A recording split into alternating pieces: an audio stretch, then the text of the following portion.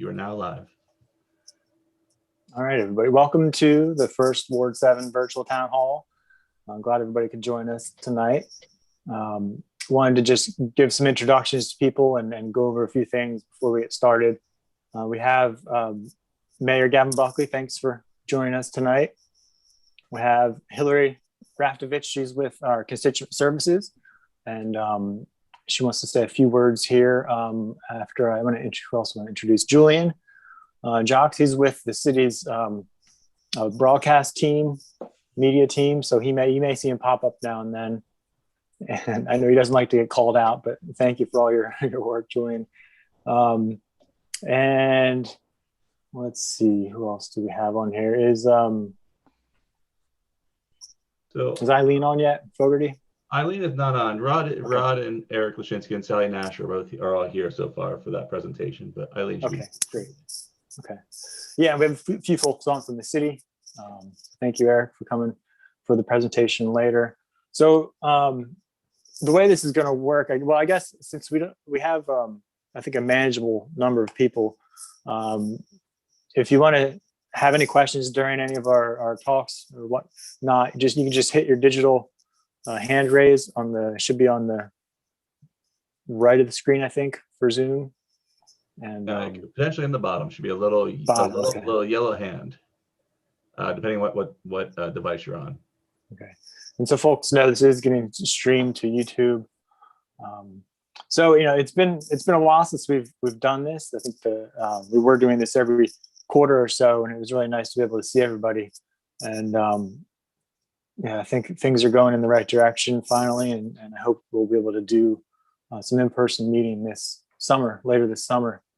But in any case, I'm glad people can join us today. Hope everybody's doing well. We're going to start off with just some comments from the mayor, because I know your time may be limited tonight. So we'll start with him, and then we'll just open up the floor to some questions and answers. And then I'll jump on after that as well, just if there are any other questions for Ward 7, specific questions that weren't covered. And then we'll go into probably around 6:45 or so, go into the presentation from Eileen Fogarty about the Maritime Task Force. So yeah, with that, actually, before I turn over to Gavin, Hillary, did you want to say give any information about what you do? No, I'll talk after Gavin. Okay. All right, Gavin, floor is yours. Okay, thank you, Alderman Savidge, for getting us all together so that you can be informed about what we've been up to as your elected leaders. And so that you can ask us questions. Listening is a big part of leadership. This past year has been difficult for all of us in the city of Annapolis. The challenges involved in running a city during a pandemic have included protecting our residents' health, ensuring health equity in testing and now vaccinations, looking out for our businesses, and doing what we can to help them survive, supporting students in their academic and social challenges, helping with day-to-day survival issues like food insecurity. Some of these things the city was equipped to help with, and in other areas, we had to build the plane while we were flying it. I'm proud of our team, police, fire, public safety. They did not miss a beat. We added resources like a social worker, a health equity team to be on the ground to help us grapple with some of the larger challenges. One including bringing a vaccination clinic to the Pip Moyer Rec Center. That will be the first such clinic inside city limits and will be open in April. None of these things land on our doorstep. We are proactive and pushy, fighting for our residents and getting results. Please tune in next Tuesday, March 16th at 6 p.m. for our town hall with Dr. Nilesh Kalyana Raman, our Office of Emergency Management Director, Chief Kevin Simmons, me, and others to look back at the year and look forward to what is next. There will be a time for Q&A, so get your questions ready. That is on Facebook Live or YouTube, both on the City of Annapolis sites at 6 p.m. March 17th. But even with all of us of this during COVID, the city has continued with the necessary day-to-day business of running a municipal government. So let me brag a little bit on some of our city amenities. Most of you are probably aware of the reopening of the Traxton Pool last year in July. If you didn't get over there last summer, I encourage you to check it out this year. It is set to open on Memorial Day weekend for the 2021 season. It is amazing with a lap pool, a splash pad, curly slides, plus our all-new bathhouse and eco-friendly design, in-pool operations and landscaping. We now have new tennis and pickleball courts at Traxton Park. We have water access upgrades in place or in process at 19 different locations. Our Annapolis Harbour Master has been busy seeking out grants and funding partners to help us install things like floating docks, replace bulkheads, and improve our two put-in locations at Traxton and at Tucker Street. In other areas like Hawkins Cove, my team and the Mayor's office is working on crowdsourcing with the community and seeking the funding and resources to make that park and water access happen.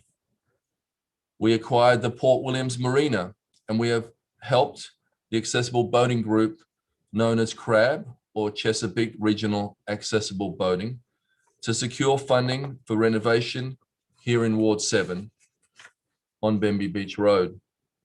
I got to attend the groundbreaking with Alderman Savidge just last year. In downtown Annapolis, we've convened a group to look at resilience and to tackle the long-standing problem of flooding. In 2019, a study by the Stanford University showed us exactly what downtown flooding costs the city and costs the city businesses. We convened the City Dock Action Group, nearly 100 stakeholders that included residents, businesses, engineers, designers. Their work was difficult because consensus in Annapolis is difficult, but they were able to work together to arrive at a solution to raise City Dock 6 to 9 feet and create a park area that will not only provide protection from ongoing nuisance flooding, but will also be an amazing place for residents to visit and enjoy. They even came up with a way to fund it through a public-private partnership on the rebuild of Hillman Garage, which is well beyond its service life. The replacement of Hillman has begun with a selection of a team to design, build, and later manage the garage. It is a creative financing arrangement that doesn't have us tapping Annapolis taxpayers for any of the expense. The City Dock Action Group was also the origin for the Resilience Financing Authority, which was handed off to the county, who sponsored the legislation in the state's General Assembly last year. The authority is an entity that can be structured as a city agency or an independent entity tasked with connecting public and private investment in resiliency infrastructure. We may or may not use that authority for city dock projects, but it is a tool in our toolbox to help other areas of the city with ongoing flooding issues and future infrastructure projects. We also acquired a property on Hudson Street for our new Department of Public Works building, which for 100 years has sat at the headwaters of Spar Creek, Salt Dome, and all. Our Public Works team will be very happy to be moving out of their trailers and into the state-of-the-art facility that is going to be built on Hudson Street, we will be left with a great opportunity site on Spa Road. Out at Waterworks Park on Defence Highway, a 600-acre city-owned property on we opened,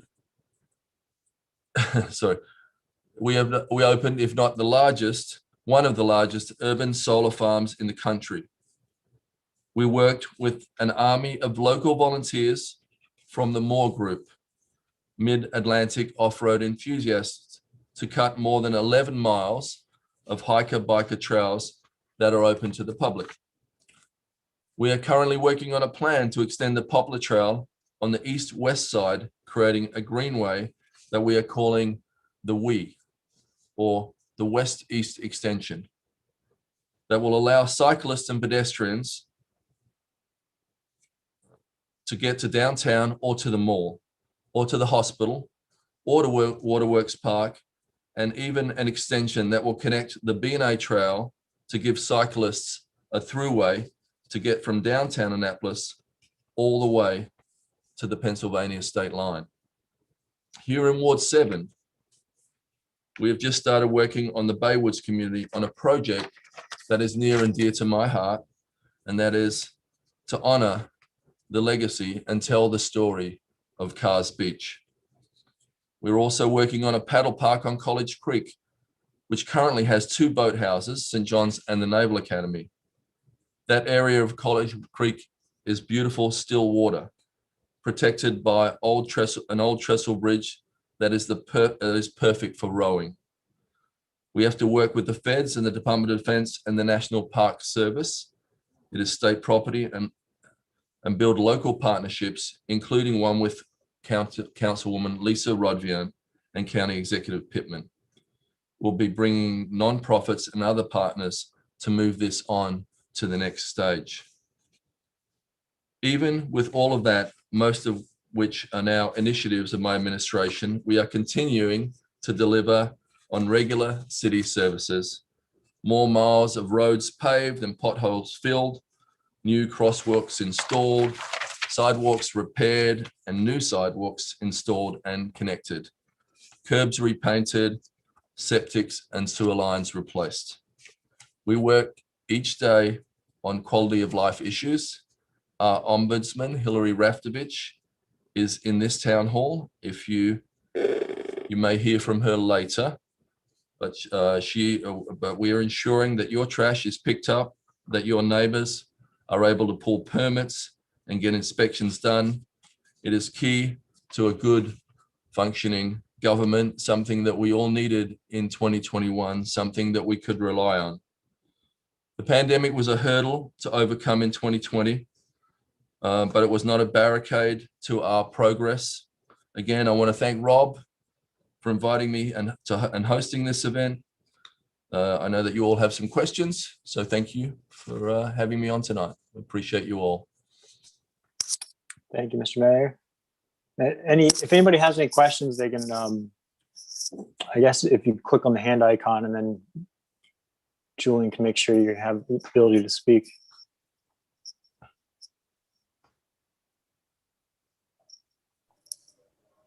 I can just no questions, I see. I can just say that I'm very excited about your ward. I love the Elamoya Park improvements, what's going on over there. I'm very excited we can pull this off for the Carr's Beach extension. You'll be able to leave Back Creek, walk across Edgewood Road, and then get to the bay. I think that would be a great connection if we can pull that off. We have to do sidewalk improvements, which is so important now with the adaptive boating center going there. So I know that Rob and I are going to push for that as much as we can to get the streets as complete as we can. And that means for pedestrians and runners and bikers, and also the marine traffic that comes down there, and that really is a big part of that identity. But I like what we're hearing, some support for some amenities, other amenities at the marinas, such as small cafes and things like that. I think that'll be exciting for your neighborhood. So all really, really fantastic stuff happening. And you have an amazing alderman in Rob Savidge. He fights for you every day. And so I just wanted to just fill in some time here because no one's asking any questions. That's right. Thanks. If we see Julian, just let me know if somebody does end up raising their hand. I can just go into some of the. It looked like What's John that? Bowles may have had a question. I don't know if maybe he kind of popped up there for a second. Elvia definitely has a question. Elvia Thompson. Elvia, if you want to get it, and you can unmute yourself, turn your camera on if you want. And then after her, we have Allison Colden. Hi, Gavin. Hi there, how you doing? Yeah, I just wondered, what are you doing to engage the Hispanic community in all of these initiatives that you just discussed? Yeah, we have brought on the first full-time Hispanic liaison in the city. She is doing an amazing job. She's doing such an amazing job that the county and the hospital are taking people away from us because they're watching the outreach that we're achieving. I can tell you, one of my biggest concerns when the pandemic hit was not only the health crisis, but the economic crisis. And when the governor shut us down, we knew that thousands of people were going to be put out on the street without any resources. So we took testing into the community. We took, amazing amount of food drives. This city has such a big heart. So many people stepped up and donated their time, got involved in the various food drives initiatives around the city. We have a team of Hispanic liaisons who we brought in for our Take Care team. They have built up a trust in the community. We have a database maybe of, 500, 600, maybe more. We learned by doing surveys that the best way to communicate with that community was through texting. So we built up a huge database, a huge amount of trust in that community. We've employed people from the community, and they're currently, if you ask in the community, there is more connectivity than there's ever happened in this city. The reason I asked is the environmental community wants very much to bring that community into the fold and work on environmental projects and all that. So please keep that in mind, okay? Yeah, we're definitely, I hear you loud and clear. Equity on that sort of stuff is so important. So, and that's what we're working on a lot of our water access issues as well. Great. So next we have Allison Colden. Thanks. Thank you, Alderman Savidge, for holding this event tonight, and Mayor Buckley for being here. Not sure which one this question would be directed towards, but I was curious if someone could update us on the status of the proposed development at Bemby Beach Road and what opportunities we as Ward 7 residents may have to engage in that process. Yeah, I can take that. So the Chesapeake Grove project, for those who may not know, is down kind of next to the Baywood Center down Edgewood Road, where it turns and becomes Bemby Beach. It's on the east side, and so it's currently I think it's about 3 or 4 acres. Yeah. 5 acres. Yeah. 5 acres. 5 acres right now of forest and right in the critical area, and they have a undeveloped shoreline.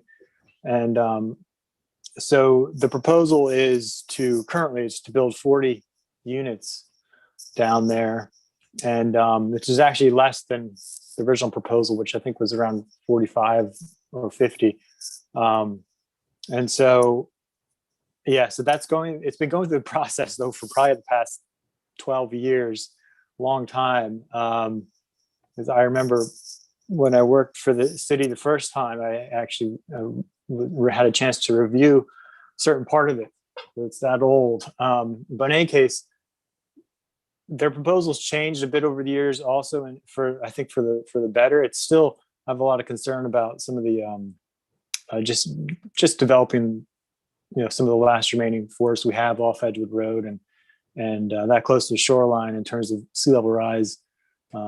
But there are some wetlands on the property, and I think staff has really done a great job in trying to get this to improve over the years, and it certainly has. But they do have a wetland in the center, and that's staff went back and determined that the wetlands actually grew, so they had to go back to the applicant and they revised their plans it's kind of they have a centered forest in the middle that they're protecting and are going to be planting.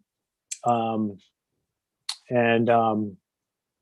yeah, it's still, so some of the good things that have come out is that they've committed to having public water access. There's going to be, I think, a spot or two at the end of their internal street where people can pull off and just drop off a light craft and go park in the Ellen Moyer Park. So that's good because we've been pushing for that for many years here. That'll be the first direct access to the Chesapeake Bay for the city residents. And they've also agreed to put up a memorial on the site, which is going to speak to the history of Carr's Beach, just being a historic African-American beach in that area that had a lot of big known figures in music come through the area. So that's all good. But again, they're still proposing to clear about, I think, around 2 acres of forest. And so the mayor and I and the council, we did update, strengthen the critical area regulations for the city. We've been told we now have the strongest in the state. And so the mitigation requirements are quite, they're quite high at this point. So since they're clearing that much, they have to mitigate as much as they can on site, and then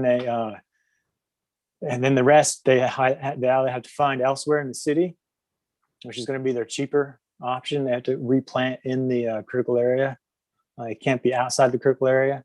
But if they can't find places to plant, then they're going to have to pay a fee in lieu, which I think is going to be upwards of probably over. I was told it's over $500,000 if they want to mitigate. So they're going to have the clear incentive to either reduce their footprint or find places to plant. And I know there are other places on Edgewood Road in the critical area that could certainly use more trees.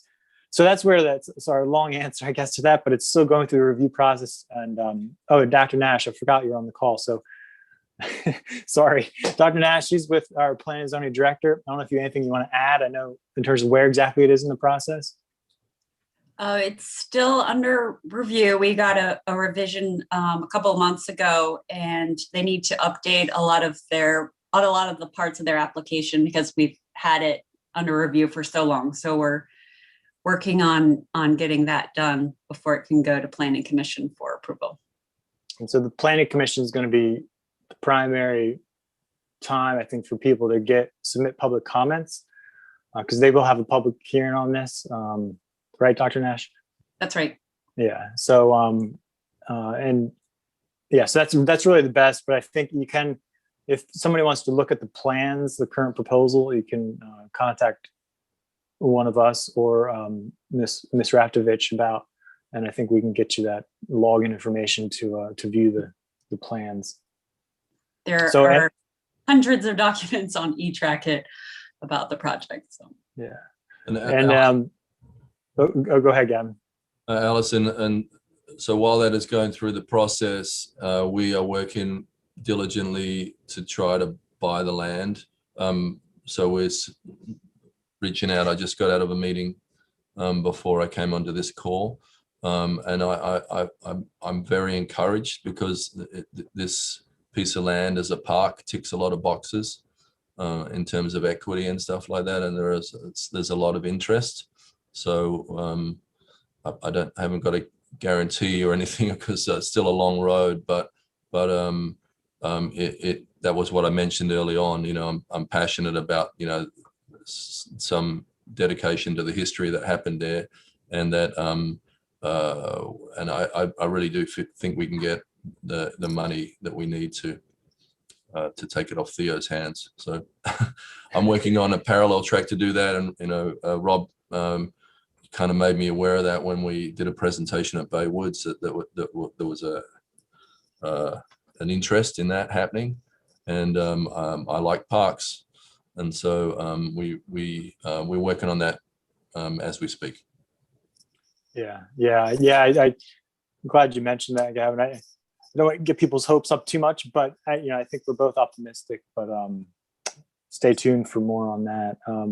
And Paul, Bollinger, did you have something you want to talk about this? Sure.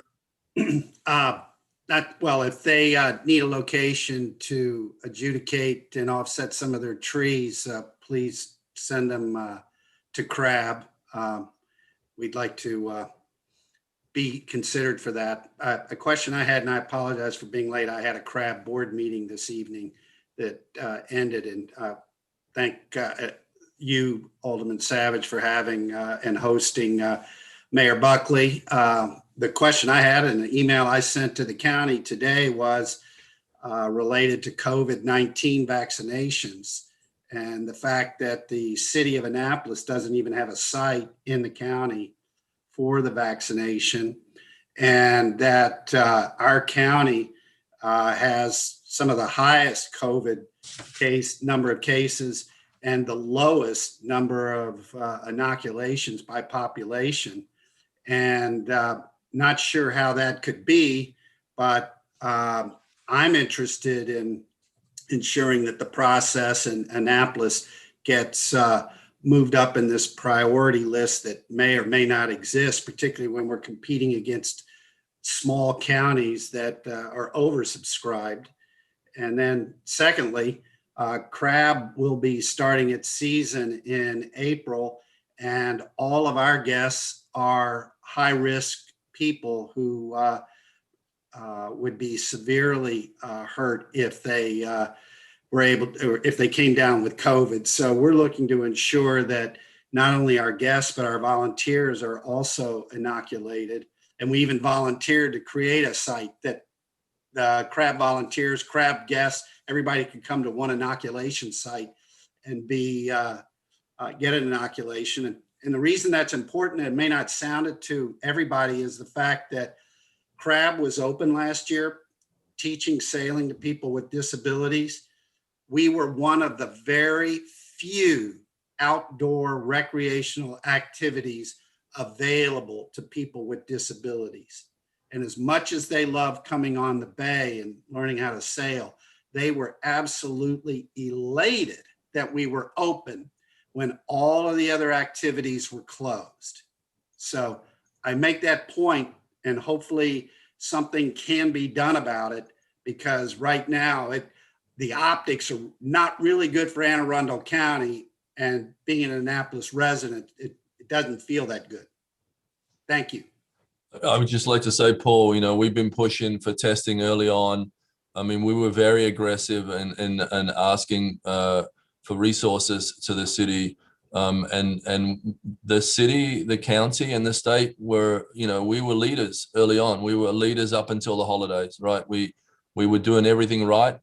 I think we were, and then we fell off during the holidays, and now we are all a victim of the supply chain.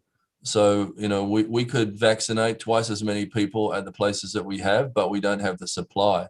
And like you made reference to, some areas there was a disproportionate delivery of the vaccinations. And so we think that's going to get corrected now with the Johnson & Johnson stuff. We meet every single week with Dr. Nylash. We coordinate with Kevin Simmons, if any of you knew, who's handling our kind of whole COVID process. It's Chief Kevin Simmons. He's a big bad man, and he's really good at what he does. And so we are gonna, it's a hiccup now, but I do know we're gonna get it fixed. But like I said, it's all down to supply. Well, Gavin, didn't you mentioned we will be getting our first, I think, distribution site, right, at the Pip Moyer? Yeah, the Pip Moyer is coming online next month. Yeah. Yeah. So that'll be certainly good. So Hillary? If I could chime in too, I just wanted to make sure that CRAB has been in touch with the health department, because they are going to be they've been doing on-site vaccinations in senior living. And Dr. Nylash did mention today that they will be doing some on-site clinics for the disabled. So that might be a great site to do that. I know you said you were interested, so I would definitely get in touch with the health department. Thank you, I Hillary. can help you connect if you need that. And two different churches that we're taking vaccinations into as well. So Mount Olive and the Hispanic Church in Admiral Heights as well. And Paul, I want to also, since you're talking with us now, back up a little bit and welcome you and Crab to Ward 7. For those who don't know, Crab is the Chesapeake Region Accessible Boating, and they provide accessible boating to disabled, to wounded vets, to seniors, at-risk youth, and we, I think, are incredibly excited and fortunate to have found a home for your organization in Ward 7 in Annapolis, and so we're super excited. And that's, for those who don't know, that's at the very end of Edgewood Road, again, where it turns into Bema Beach, pretty much right before the sailing school on the left. And that, I know, Paul, correct me if I'm wrong, but I know you are getting some permits reviewed from Maryland Department of the Environment, and also the city's port wardens, and then the grading permit, I guess, you'll be submitting soon. You mentioned you hope to open in sometime in sometime this year, with possible operations next year, and I think that's again very exciting. Is there anything you wanted to add on any of that? No, we're just enjoying our time going through the permitting process. As anybody who's done that the test, but I would like to do a shout out for Dr. Sally Nash for her incredible support for the project. We're going through pure due diligence, and we're going to be making this one of the most environmentally successful projects. The entire roof of the Adaptive Boating Center will be covered in solar panels. We'll have solar charging stations in the parking lot. We're looking at using porous concrete for the parking lot and all the pathways for our guests and wheelchairs to use. And I will say, Rod, that one of your neighbors, Lex Burney, just wrote us a check for $100,000 for the project. So I know you want not to be outdone by Lex. So just teeing that up. And yes, we're going through the MDE process. That should be done in about 45 more days. The port wardens will have their final say so on the permit for the floating docks, and that will be about the third week of this month, and that will pretty much move forward with the docks. Likely the floating docks will be built before anything else gets done, since they can all be done from the water. But from this location, again, so I can tell everybody, Rob, while Crab has its sailing programs, this dock will also have an 80-foot T head that will allow other people's boats to come to this location and make a reservation with Crab to use our boarding equipment, our trained volunteers to board a family member or a friend onto your boat, and then be able to take them out on your boat, go boating or sailing, and then come back and have them disembark using the ADA equipment that we have. So it's what we'll be doing. But I'm happy to answer any other questions, but I thank you for your time, Alderman Savidge. And thank you. Yeah, of course. Thank you, Paul. I think Elvia was next. Well, I think Bridget hasn't had a chance to ask a question. I see her hand up. Great. Wasn't sure you could see, so great. Bridget. Thanks, Rob. Thanks, Rob. Yeah. You actually answered one of my questions, because my question was directed at Crab at where they were located in Ward 7. So you actually took care of that question for me. Thank you. And it's nice to hear like what they're going to be offering at the end of the road. I don't think many people know about what's, way down that far. So I think that would be, exciting down the road to know. So you're saying that the public can actually come and actually, you can have someone say, hey, come pick me up at the end of Ward 7, at the end of Benby Beach Road, and we can actually go to your location and join a friend's boat and be dropped off later? If you're disabled, yes. Oh, if you're disabled. Okay, that was the part that I was missing. Okay. All right, well, that's still good to really know. And there's parking and everything there too? It's very limited. There's 25 spaces.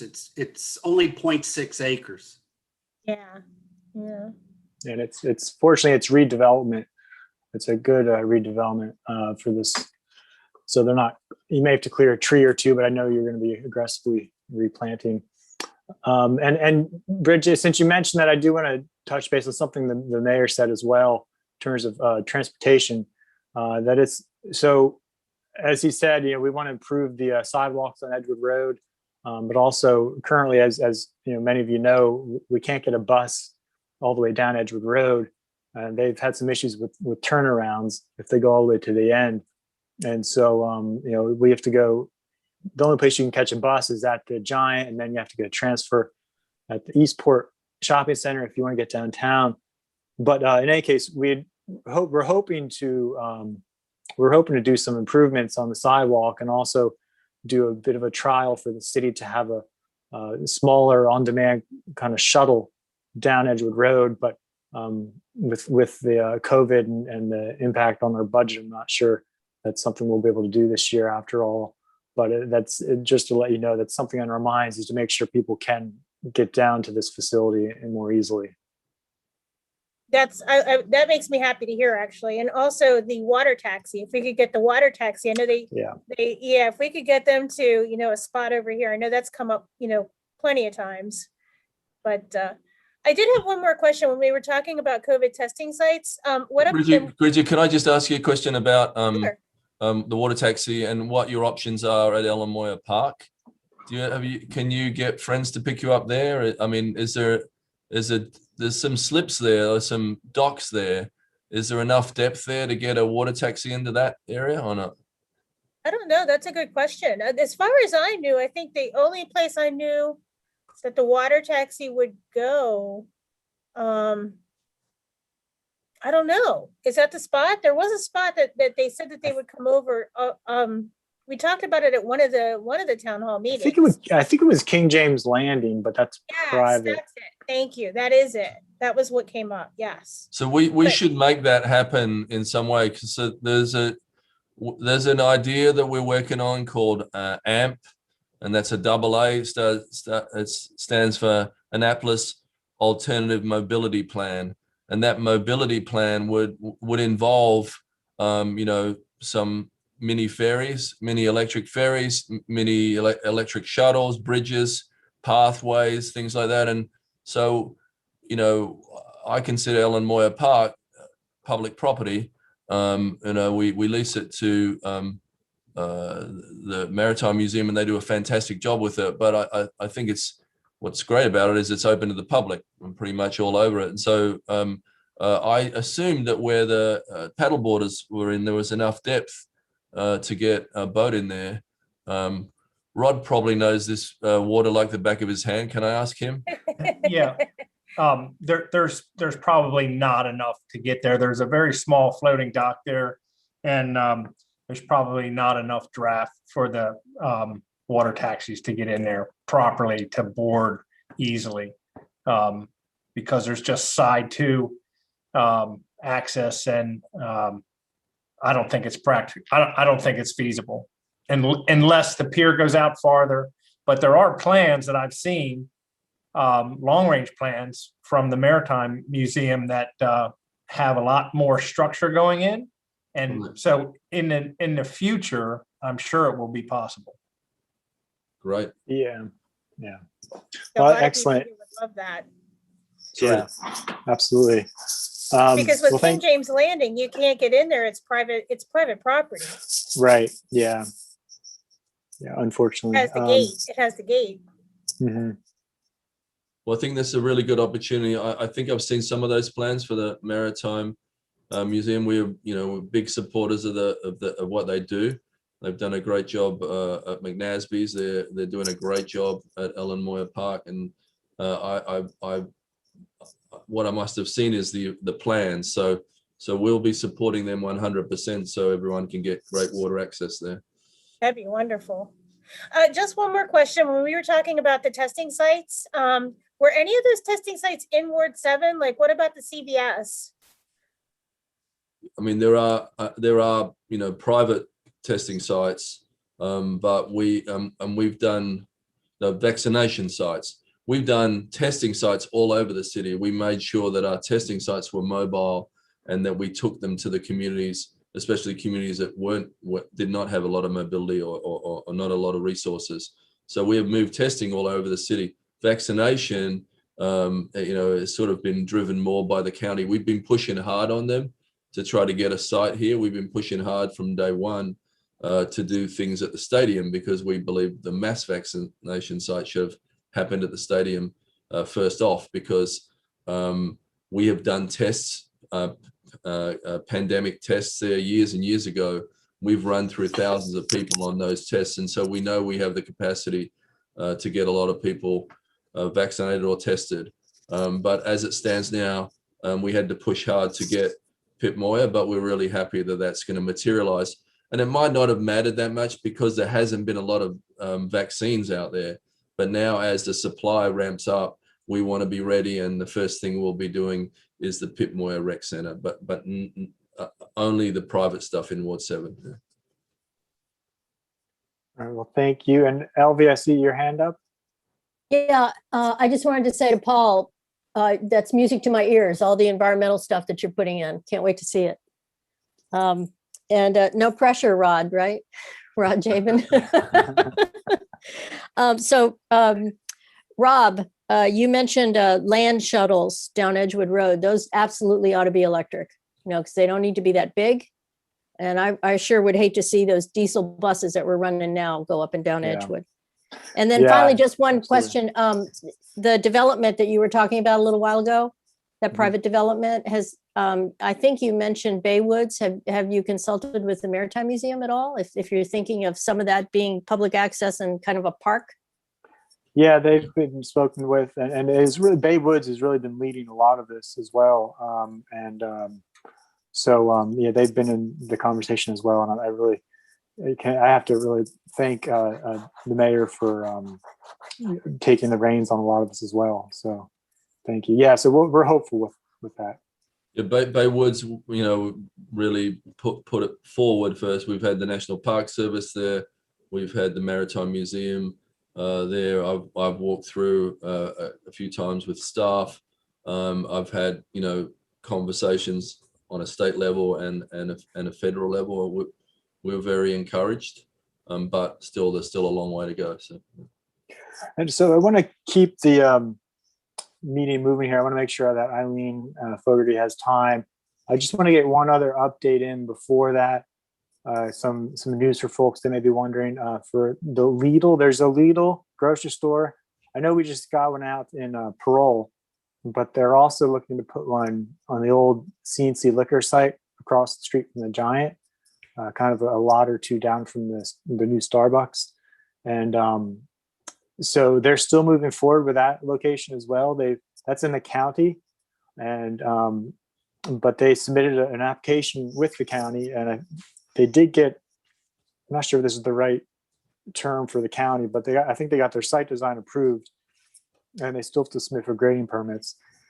But we had a meeting with the city planning and zoning and along with the county planning and zoning and the developer to make sure that, and the Annapolis Neck Peninsula Federation, to make sure all our needs and desires are being met with that lot. So they've adjusted the location of the building and to try to meet one of the conditions or desires of the city, which is to have a internal street connection with the Bay Village, which is the CVS and the Bay Village complexes, because those are on the city.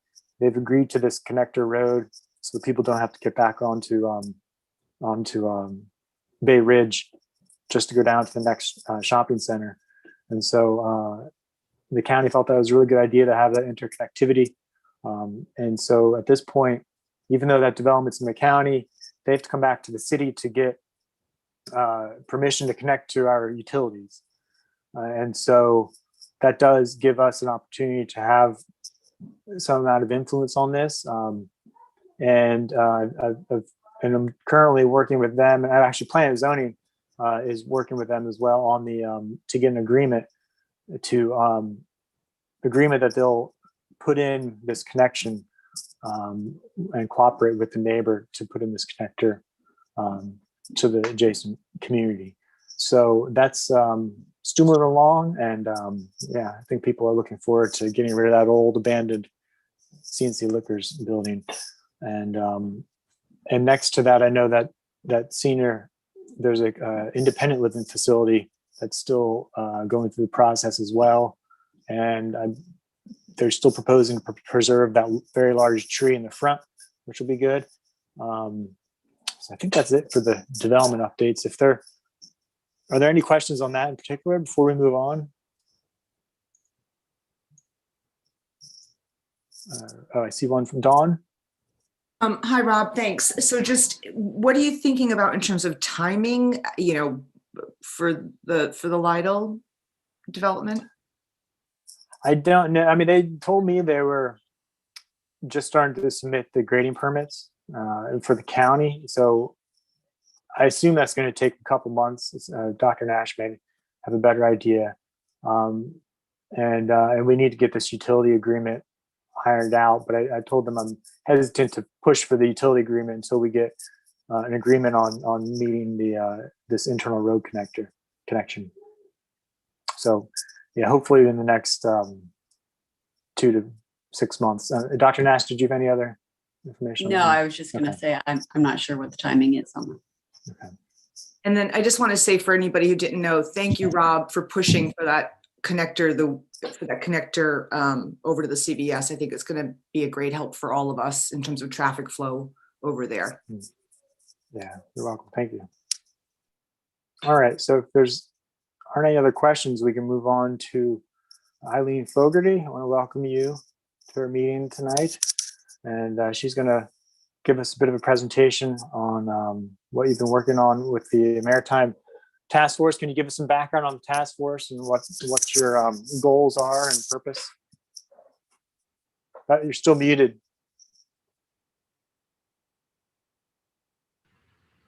Thanks so much. And if Julian is on, Julian's going to put some slides up for everyone to watch. And thank you, everyone, for joining us this evening. The mayor has put together this task force, and Councilman Savidge, Councilman Arnett, also Councilwoman Tierney have all been involved in it.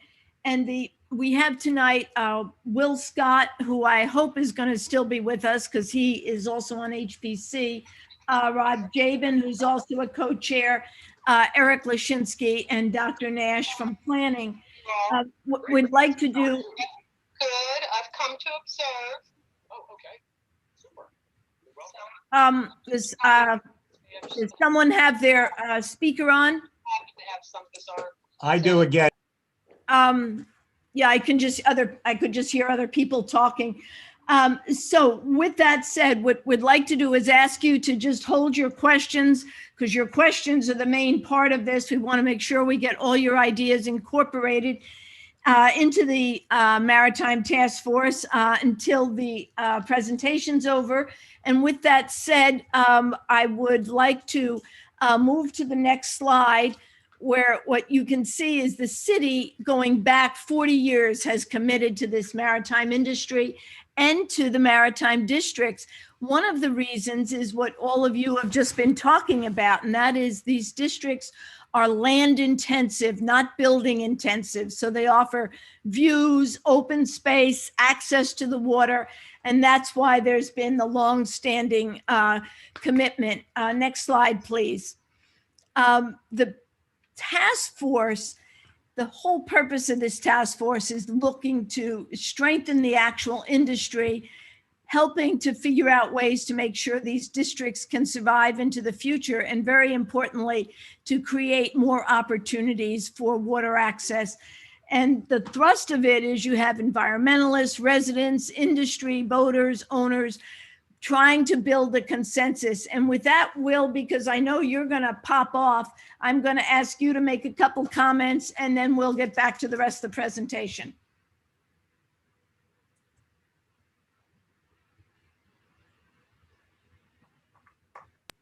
There we go.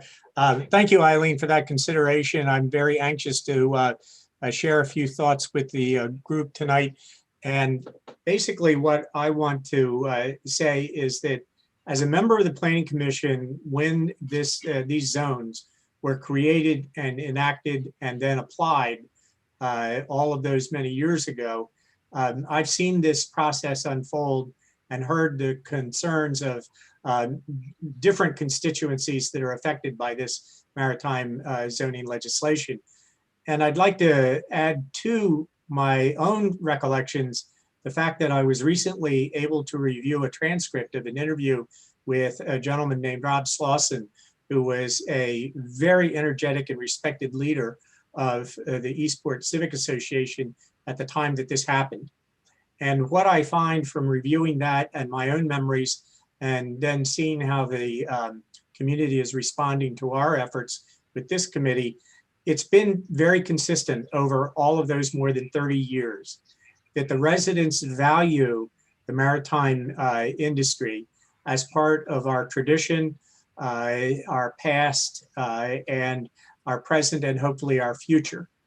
That the residents have been equally consistent that they do not want to see these zones suddenly transformed by actions today or in the future into large buildings that are going to wall off the water, because they value not just the presence of these working industries that contribute to the community, they value the access to the water, even if it's only visual, or even if it's only by proximity through restaurants that may be added in this process to some of the zones. And more importantly, this review and possible renovation or updating of the zones may introduce even more water access, which, as we all know, is very much needed and valued in the city of Annapolis. So that's as concise as I think I can make it, with the benefit of my 35 or so years of experience with these issues in these zones. So thanks for the opportunity to share that. Will, thanks so much. Next slide, please. Sally, do you want to make a quick comment about how this fits into the comp plan? Sure, I just want to make sure everyone knows that we are working on our 10-ish year comprehensive plan right now. Eric Lashinsky is on the call. He'll be up next, and he's leading our effort. We want to make sure we hear from you in this larger effort. This task force is a key part of that. And we're not looking at rezoning all of their maritime districts, but we're looking at how we are really going to strengthen this industry so it can meet the challenges ahead of it in the next 20 years. Thank you. Sally, thanks so much. Next slide, please. So the question is, how did we get here today? And many of you will remember this, some of you will not. But going back to the mid-1980s, and see if any of this sounds familiar, tremendous pressure on the waterfront for the highest and best uses, increasing land values, conflicts with adjacent residents, large projects, a hotel project, condominium projects, office building projects were all being proposed.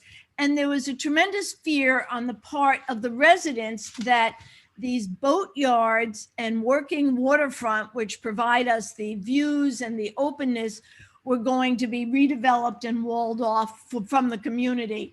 So it was out of that effort that the initial maritime zoning took place. Next slide, please. You had the residents, the industry was concerned that they were going to be pushed off the waterfront as these land values skyrocketed. So out of that effort in 1987 came 4 zones, each one very, very different. And what I'm going to, Julian, skip to the Waterfront Maritime Industrial District, the 4th zone, because that's the zone that's, this is zone after this. Okay, next one. Thank you. This is the zone that all of you are the most familiar with. This zone, the Maritime Industrial District, is the heart of our maritime industry. The sites are large, 8 acres, 17 acres, 20 acres, and they have real working maritime. I've asked Rob Javen to be on the call with us today because he has the large Jabin's Yacht Yard, you've got Port Annapolis, you have all of some of these smaller fabrication and repairs. This site, but this district is really our future. Right now, it's 100% maritime. The only flexibility offered is 1,000-square-foot deli. If you think about the Black Dog at Port Annapolis, that's what you have. Next slide, please. So where are we in the process? The Maritime Task Force kicked off on the 20th of November.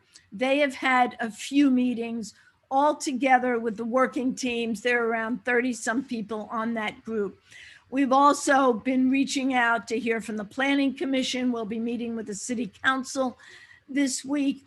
But now we are really starting. We have residents, we have businesses all on the team, but we need to hear from you. So we need to hear, are we on the right track? Is this the direction you want to go? And we will, in April, go back to the Planning Commission, and late in May, we will go back to the council. So we're looking at getting as much input as possible in the next couple of months from all of you. Next slide, please. I think Will talked about the approach of the task force, again, figuring out what the residents expect, how do you strengthen the industry, the water access, and very importantly, what kind of uses can work and actually make this a healthier district. Next slide, please. Water access. I'd like Eric. Eric, you've got 2 slides. Take it away. Okay, next slide, please. So, obviously experiencing the water is sort of foundational to being an Annapolitan or visiting Annapolis. We have an existing network of sites that illustrate that, provide us access, street end parks, the city dock, the Maritime Museum's properties, Traxton Park. We really want to build on those things. We recognize, particularly in this comprehensive planning process that we're in, that we could be activating additional opportunities for water access, particularly in these districts. And there's a number of things going on outside of this process that we're trying to be mindful of. Obviously the city dock redevelopment is the biggest thing, but obviously crab is also a big deal here, and it was great to hear that earlier. So we want to integrate those efforts. If you go to the next slide, we're trying to be strategic about how we could leverage opportunities within these districts and the properties that exist within the districts. We recognize that not every property is ideal for providing public waterfront access. Rod Yard, for example, is not a great place to sort of access the waterfront. It's a working boatyard, and working boatyards are challenging, but there are a number of other properties that could provide interesting, new, enhanced opportunities. And so we've kind of come up with this hierarchy of, I guess, what you call opportunities for access that could provide incentives to property owners. And this is where we're at in terms of our discussion right now. The top tier is things we think of as game changers for the community, things that would really elevate waterfront experience and make certain opportunities real. It acknowledges challenges that exist. And then the second tier are things that would also help, but are perhaps easier lift for property owners and businesses. And then sort of in between is this idea of a public waterfront promenade. And we're still discussing kind of how that fits in, acknowledging that would also be a very significant improvement in some regards, in certain places more than others perhaps. But yeah, so this is kind of how we're approaching it from an access perspective, how we're trying to be strategic about it. Eric, thanks so much. I'd like to turn the next two slides over to Rod Jabin. Next slide for Rod to talk about the maritime industry, where it is and what it needs. Next slide, Rod. Okay, thank you, Eileen. Yeah, the state of the marine industry at this point, I mean, it is strong. Don't get us wrong, but what we're looking at, what we're facing is how can we make it stronger and have a better presence, because we're really competing on a national scale, but we're also trying to protect our image and in Annapolis, and make sure that the marine services and hard maritime and stuff are protected. So we can no longer afford to lose essential services from the maritime districts. We don't want to shrink them anymore, and we want to preserve and protect them. There's plenty of challenges with the marine industry, with the increasing land values and environmental expenses that result in that. And, you know, the marine industry, you know, we really do work on low margins. So the square foot rents that we try and hold to keep all of the small service companies in business and able to do what they do to service the boats is really important to us. And we have to try and push out the competing uses for the maritime space. And again, it's just all about being competitive and strengthening the maritime zone. Next slide. Okay, you know the slides. I'll let you do it. Yeah. Okay. You got another slide in there for me? There we go. So there are opportunities. I mean, Annapolis is very, very strong, a boating community, as I don't need to tell anybody that. And last year, you know, whether it was COVID related or otherwise, we have seen an uptick in the interest of boating, from boat sales to boat usage. And you know, we're continuing to try and make the marina experience better for everybody. And we need to maintain and increase, you know, the amount of service that we do. And we need to continue to think about contributing uses that could be allowed in the marina environment to make them more successful and to create a better boating experience. Slips alone are not the key to the industry's future. They're a very important part of it, but there has to be a lot of other things going on in the background so that all those boats that you see out on the water can enjoy a day on the water. Next slide. Eileen, you want me to keep going on this, or? Why don't you'll do this in your next group? So let's jump up ahead, slide after this. Julian, I'll do the next slide, please. I'll just touch on Will's part and then we'll go right back to Rod. Will touched on this in the beginning, but really what we have heard again from the residents that we've spoken to so far, again, we're here tonight to hear from you, and from members who are on the task force, is the residents want to keep these working yards. They want to keep this openness. They do not want to see the waterfront redeveloped into condos or any other type of uses. And one of the things that we have heard is there's no interest in having residential use because residences coupled with boatyards are not compatible uses. And there's also an interest in making sure that the uses that get rewarded are the large working yards. Next slide, please. The residents also obviously were everyone we've talked to, and you all have been talking about it tonight, want to see expanded water access and see if we can come out of this with a network connecting activities at the existing street end parks, but then creating new street end parks. And just like someone was asking about water taxis, incentivizing water taxis and ferries so that they go to both sides of Back Creek as well. Next slide is for Rod. Slide after that. So one of the challenges that we're faced with is the city of Annapolis has some pretty old zoning restrictions that apply to the maritime zones.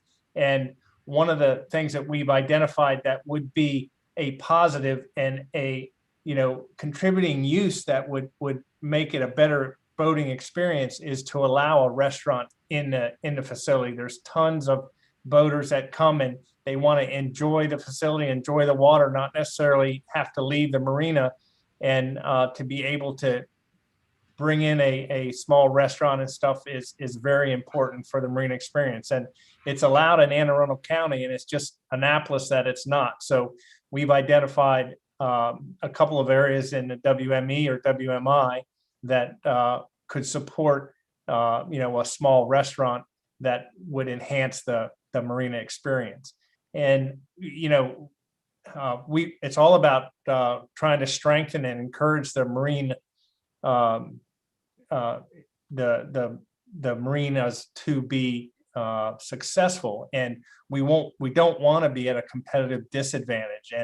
And that's one of the things you see with very successful marinas is the marina experience coupled with a restaurant where they have the complete experience of enjoying their boats, enjoying the water, and not having to leave. And that's a very important thing. The outdoor venues, like I said, contribute to the success of the marinas. They attract boaters as they offer a full array of services, and it doesn't work in all locations, but in the marinas that are large, especially that we see in WMI, there's certainly opportunity there to provide a restaurant to service the marina and its patrons. Next slide. We talked about contributing things to the maritime industry, and again, this is a work in progress, and we're certainly not anywhere near complete or have complete consensus. But restaurants is one of the things that we've identified that would go a long way, and we could create standards for parking size and noise, and consistent with what we've already established in the WMM zone, and offset restaurant space with greater amount of hard maritime activity. We think there's room for both. Another thing that we've identified is creating these outdoor venues that draw boaters and support boat yards, outdoor pavilions, multi-purpose gathering places, and outdoor activities, all very important to bring people in to enjoy that water experience and the boating experience. So those are the things that we're looking at to try and incorporate into this allowable zoning uses, and we're all very excited about that opportunity. Is there another slide? Yeah. Do you want me to take this one, or do you want to take it? I'm happy to talk about it. So the question is, how do you keep the marinas from converting to all restaurants and overtaking the real core of what the marinas are all about? And it's this idea of triggers, which means that in order for you to even qualify for a restaurant or whatever, you have to have at least a 30-ton travel lift. You could have 20,000 square feet of working boat yard. You have to have 25,000 square feet of on-land boat storage.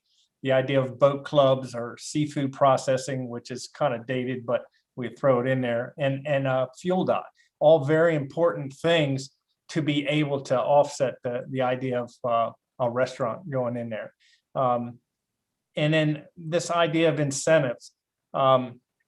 The incentives are very important. As you know, the waterfront access is a huge thing, and we're taking on the concept of providing incentives for the marinas that will provide us with waterfront access and on-water access for water taxi and publicly accessible, affordable boating. I mean, it's what we've been talking about. It's what Alderman Savidge and Mayor Buckley have been talking about for the last hour, is on-water access. It's a huge issue that we believe we can incorporate into the incentives for the marinas and boat yards.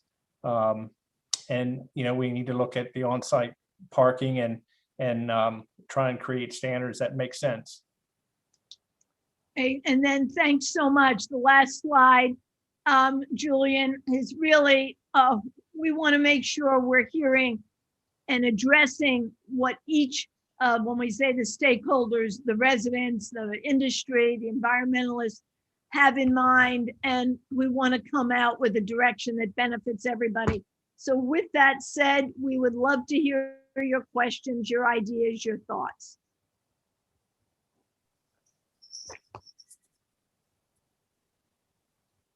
Julian, can you bring us back to the main screen? Thank you. So I think some of the, oh, there's a man, or sorry, a hand. Marianne. Number one, excellent presentation. Very well done. And I'm very excited about the work of the task force. I have a question specifically for how you're considering people without boats who would like to have access to some of the amenities that you're talking about. And how would we accommodate them? They're not coming from the water, they would be coming from the shore. And how are they going to be included into these aspects that you're talking about?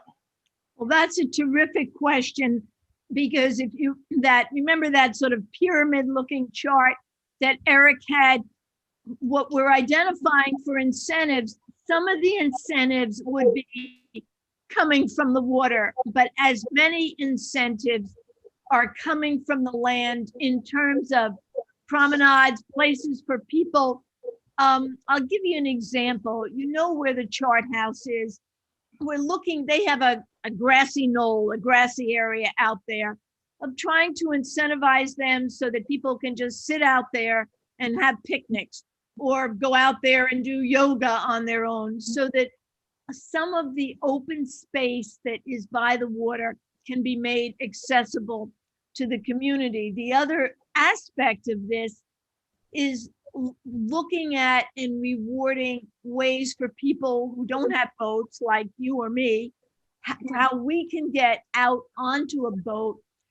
The Park Service, the mayor and Eric both touched on this. The Park Service has entered into a partnership with the city. And one thing they're going to be doing is out of City Dock, they'll call it the Gateway, but they're basically creating partnerships with various small individuals who have boats, so that people can get out on boats without it being very, very costly, and people can get from City Dock to Back Creek or Back Creek to City Dock. Thank you for that. I have always subscribed to the idea that other people's boats are my favorite kind of boat.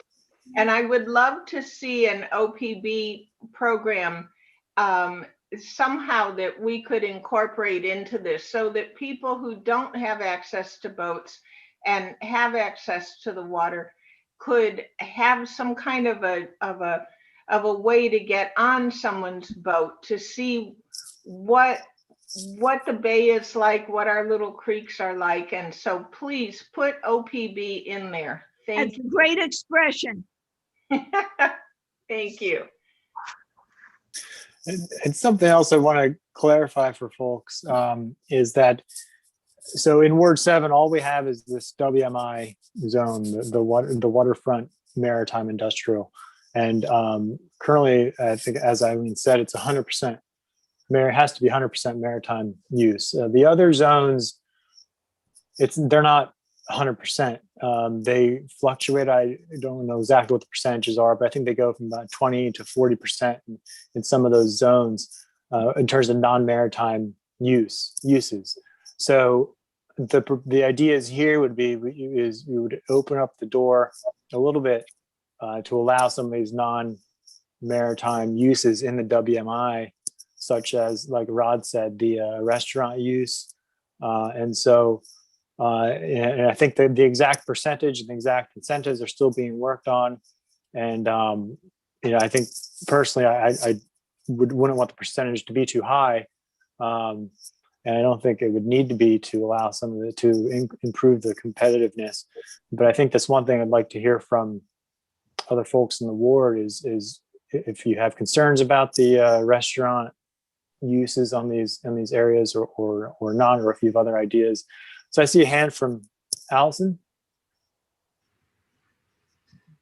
Yeah, thank you. It's similar to maybe what Marianne was touching on. Another idea for an incentive that I'd be interested in is, increasing opportunities for kayak launches or small craft in some of these areas would be great. Having some additional options for places. I know sometimes during the summertime, especially the ramp there at Ellen Moyer can get pretty backed up.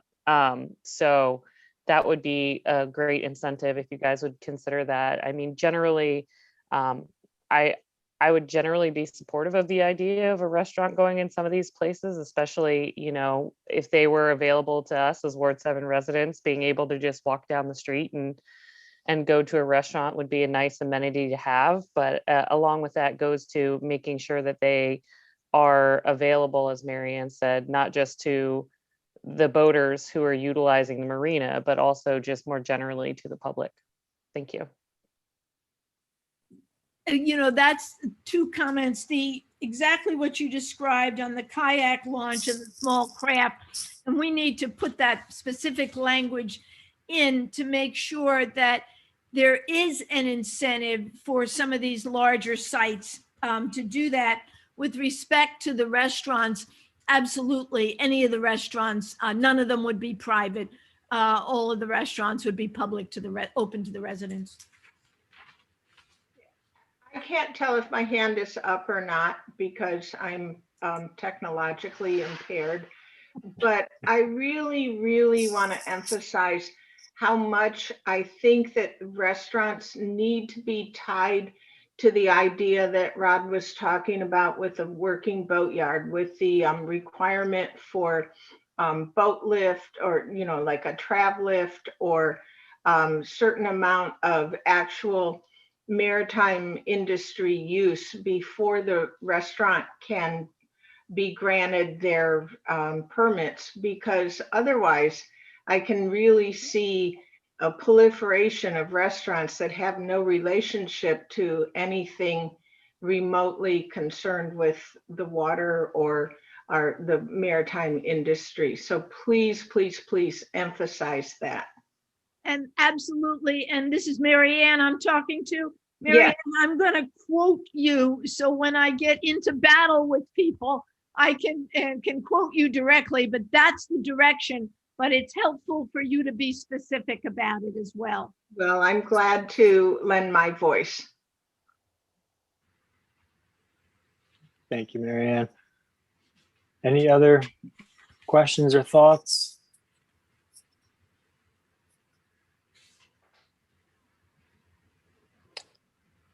I see a hand from Ray. Yeah, I just wanted to say that, that because water access, I didn't really realize how much on this program it was going to be, but, there's been that controversy in Quiet Waters about them wanting to build in an undeveloped area to put in these big docks. But I think that we really need more public access. And I think that if there's a partnership with the county's thinking of spending $1.5 million on this thing. They could, if we could get something off of Edgewood Road or in the city in partnership with the county, they could buy, a bunch of kayaks and make it available for school programs and kids and for the general public for either free of charge or a minimal fee. And it would create great water access for people that not only don't have waterfront, but don't have boats that maybe want to go out once a year. I mean, it just seems like it would be a really good use of money.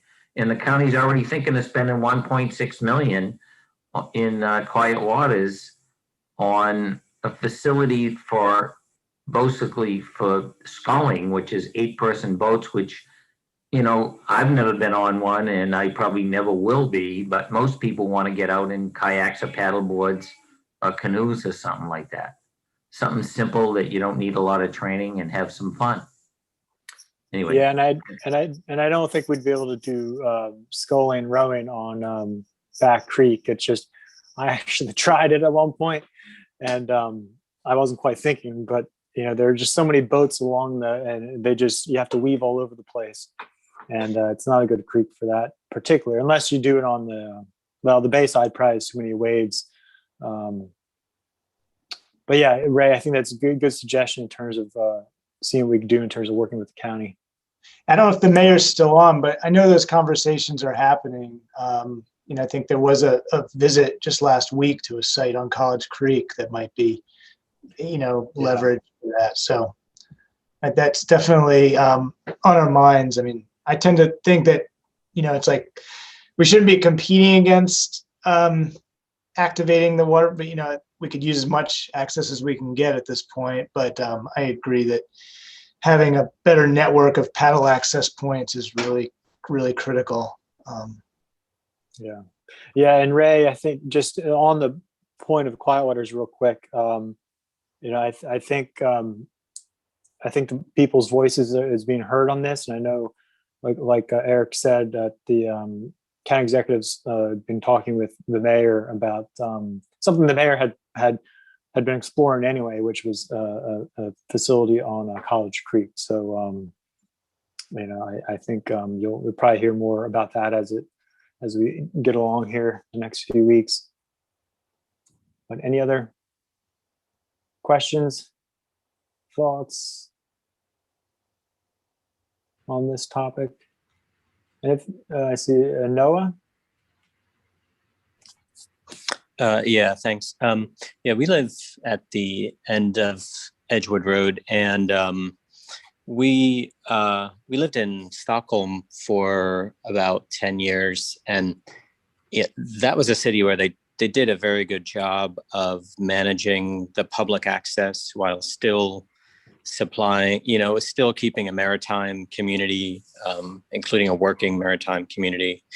So they had a lot of public walkways that went through or past maritime development, maritime, marinas, working marinas, and also had restaurants, which were accessible, both by land and by water, and provided enough dock space so that people could bring, some reasonable number of boats, not too many, not too few. And they didn't allow too many restaurants. Everything is, appropriate based on the scale of, the space and everything. So I think, we do a lot of boating here. We also have friends who don't. And something that's definitely lacked has been, just a destination to go to in a boat here. Unless you have a motorboat, there aren't actually that many restaurants or things to go to in, a short amount of time. So I think that would be a big advantage, to have, some number of restaurants that are, accessible both by land and by water, and as well as the walking, paths near the water in certain areas for public access. So sounds great. I didn't know you guys were doing, that there was an initiative, in place to work on this. That's great. And I would love to get the people who have asked questions. I'd love to get through Rob, your information, your contact information, and Noah, if you have any images from when you lived there of, what you're describing reminds me a little bit of what I saw on the waterfront in parts of Vancouver, where they had the working waterfront, they had some public access, they had restaurants, but they maintained the maritime. So any images would be terrific. Okay. Yeah. Yeah, we could provide that. Yeah, I'd like to help out in any way I can. Mm-hmm. Thank you, Noah. And while we're waiting to see if anybody else has any thoughts on this, Hillary, I'd forgotten to give you a minute to talk about what you can provide to the residents. Thank you, Rob. So I'm Hillary Rafdovich. I work in the mayor's office in the city of Annapolis, and my primary role is as constituent services officer and ombudsman. And so I always like the opportunity to talk to the public and let you know what services we offer. As constituent services officer, I am available to take care of the little things, like if your trash isn't picked up or you have a pothole that needs to be filled. And we do these all day long, you know, find the right person to fix your problem. I always say that I don't do anything myself. My job is connecting you to the city employees that do the actual work. And then as ombudsman, I take on the bigger issues. So sometimes there's a problem or an issue that requires lots of people from different departments to work together and find a solution. And as ombudsman, I do that. And I also deal with situations where you reach out to the city for services and aren't satisfied with those services. So I'm there to double check and figure out if there's a way that we can serve the community. And I'm easy to reach. My cell phone, during COVID, I'm working from home, as you can see. And you can reach me on my cell phone, which is 443-221-0699.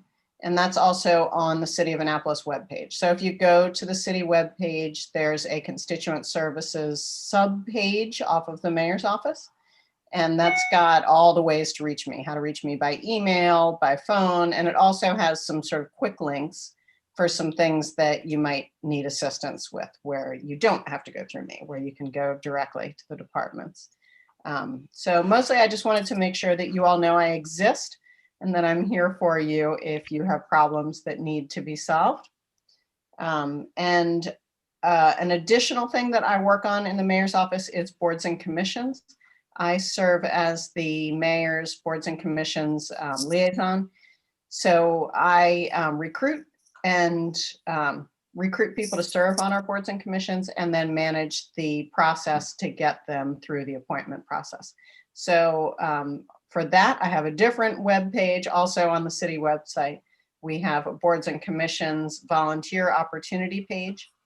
And we are always looking for people to serve. There's a list of all the boards and commissions, but then usually quarterly, sometimes more frequently, I post a vacancy report. So the vacancy report will show you which boards have openings and what the requirements are to serve on those boards. So you can take a look at that. And if you're interested in serving, you can send your resume or an application over.